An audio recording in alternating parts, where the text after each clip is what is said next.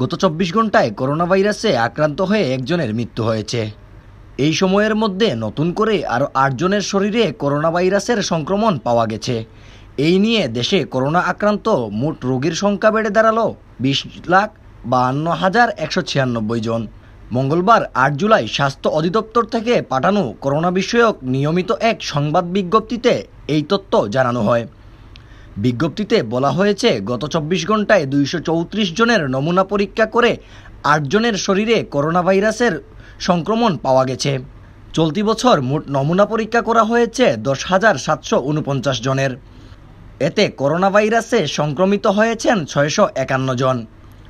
এ পর্যন্ত মোট নমুনা পরীক্ষা করা হয়েছে ১,৫৭,৩৪,০৭০ জনের।